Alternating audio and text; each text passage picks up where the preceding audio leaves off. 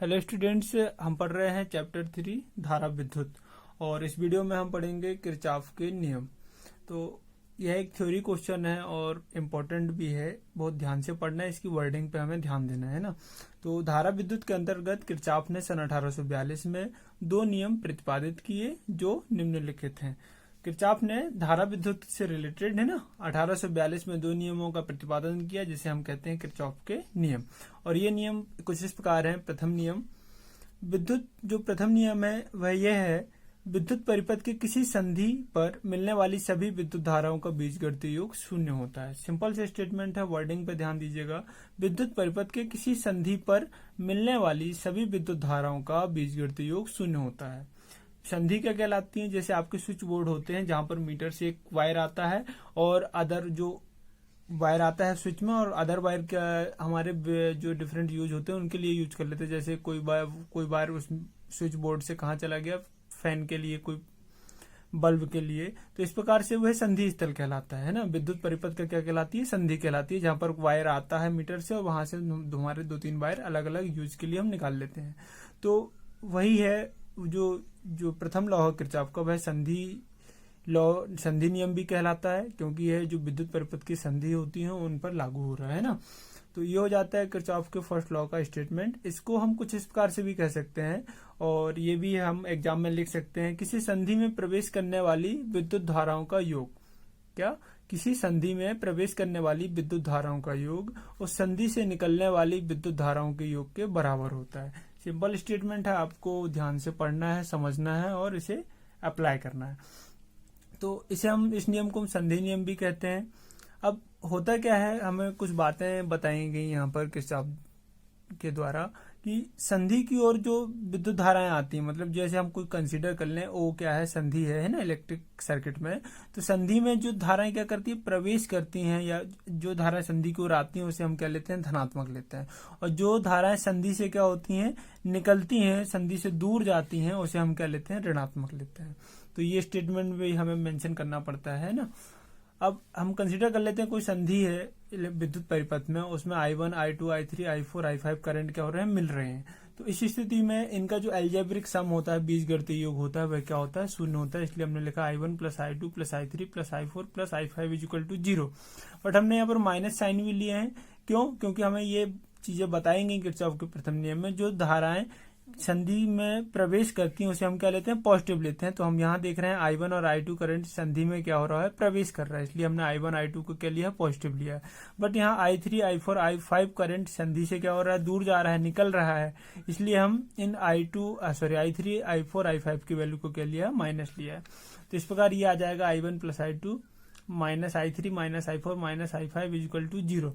और ये minus value equal sign के साइड आएंगे तो क्या हो जाती हैं, पॉजिटिव हो जाती हैं। तो इसी बेस पर कहा गया है कि संधि में प्रवेश करने वाली धाराओं का जो योग होता है वह संधि से दूर जाने वाली धाराओं के योग के बराबर होता है।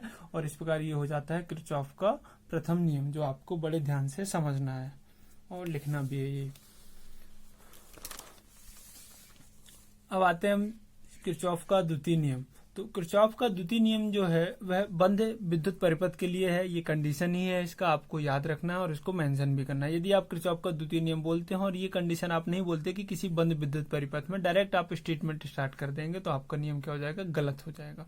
इसलिए ये इस नियम को जब लिखेंगे तो हम स्टार्टिंग ही यही करेंगे, किसी बंद विद्युत परिपथ में प्रवाहित होने वाली विद्युत धाराओं एवं उनके संगत प्रतिरोधों के गुणनफल का बीजगणितीय योग है ना। सिंपल स्टेटमेंट है, वर्डिंग में ध्यान दीजिए आप। किसी बंद विद्युत परिपथ में प्रवाहित होने वाली विद्युत धाराओं एवं उनके संगत प्रतिरोधों के गुणनफल का बीजगणितीय योग उस बंद परिपथ में उपस्थित कुल विद्युत वाहक बलों के बीजगणितीय योग के बराबर होता है। तो ये हो जाता है किरचॉफ का द्वितीय नियम।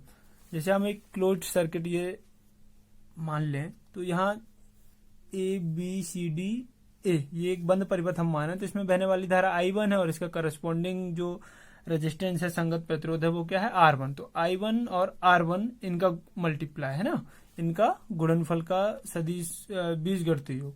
तो ये हो जाता है। अब इसमें हमें कुछ कंडीशंस बताई गई हैं। यदि हम धारा की दिशा में चलते हैं तो प्रतिरोध और उसके धारा और उसके संगत प्रतिरोध के गुणनफल को हम क्या लेते हैं, धनात्मक लेते हैं। सिंपल है ना। जब हम धारा की दिशा में चलते हैं तो धारा एवं प्रतिरोध के गुणनफल को धनात्मक लेते हैं, और जब धारा की विपरीत दिशा में चलते हैं तो धारा एवं प्रतिरोध के गुणनफल को क्या लेते हैं, हम ऋणात्मक लेते हैं।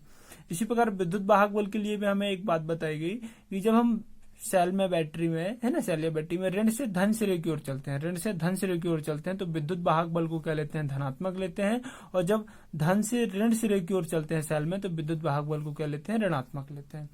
इसी बेस पर हम आगे इस फिगर में डिस्कस करेंगे चीजें किरचॉफ के द्वितीय नियम की। हम ये फिगर ड्रॉ कर लेंगे।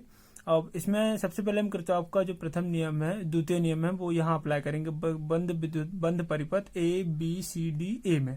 हम देखते हैं जब हम A से B की ओर चलते हैं तो धारा क्या है, I1 और उसका संगत प्रतिरोध R1, तो इसका गुणनफल ले लिया। फिर चूंकि धारा एवं संगत प्रतिरोध का गुणनफल का बीजगणितीय योग है तो हम और आगे देखते हैं तो धारा हमारी I2 और उसका संगत प्रतिरोध क्या मिलता है, R2, तो बीजगणितीय योग है तो इसे यहाँ प्लस ले लिया और इसको ले लिया। इक्वल टू विद्युत वाहक बल क्या है, E1 और E2 प्रेजेंट है तो हम E1 लिख लिया और E2 लिख लिया। अब यहाँ पर हमने माइनस क्यों लिया, क्योंकि हम यहाँ धारा की दिशा में चल रहे हैं, इसलिए I1 और R1 के गुणनफल को क्या लिया, ये इस स्थान पर पॉजिटिव लिया है। जब हमने आगे आए तो यहाँ देखते हैं धारा इधर सेल से इस डायरेक्शन में बह रही, लेकिन हमारा जो क्लोज सर्किट कंप्लीट हो रहा है इस प्रकार इस डायरेक्शन C से D डायरेक्शन में आने पर हो रहा है। क्योंकि हम यहाँ पर करंट धारा I2 की अपोजिट डायरेक्शन में चल रहे हैं, इसलिए अपन ने इसको क्या ले लिया है, माइनस ले लिया है ना। इसके धारा और संगत प्रतिरोध के गुणनफल को क्या ले लिया, माइनस। इसी प्रकार जब हम माइनस से ऋण की ओर जाए, हम A से B की ओर जा रहे हैं, मतलब माइनस से प्लस की ओर जा रहे हैं, तो इस विद्युत वाहक बल E1 को हमने धनात्मक लिया है, और यहाँ पर जब हम सर्किट में प्लस से माइनस की ओर जा रहे थे इसलिए हमने इसको क्या लिया, ऋणात्मक लिया। ये बात हमें बताएंगे। सेम हम बंद परिपथ यदि हम ले लेते हैं DCFED में तो धारा क्या है, I2 संगत प्रतिरोध R2, ये हो जाएगा आपका, है ना। और जब हम यहाँ से C से F से E आते हैं तो धारा क्या हो जाती है, टोटल धारा हो जाती है I1 और I2, और इसका संगत प्रतिरोध R3, तो इनका जो योग हो जाता है ये इस बंद परिपथ में उपस्थित विद्युत वाहक बल के क्या होता है, बराबर होता है। ये हो जाता है स्टूडेंट्स किरचॉफ का द्वितीय नियम, जिसे आपको बहुत अच्छे से पढ़ना है, समझना है और इसकी प्रैक्टिस करनी है। बहुत ही इंपॉर्टेंट क्वेश्चन है ये, और ये आपसे यदि ये नियम बन जाएगा किरचॉफ के दोनों नियम, तो आप जो आने वाला टॉपिक है, नेक्स्ट टॉपिक, आपको वो बहुत अच्छे से समझ में आएगा। Thank you.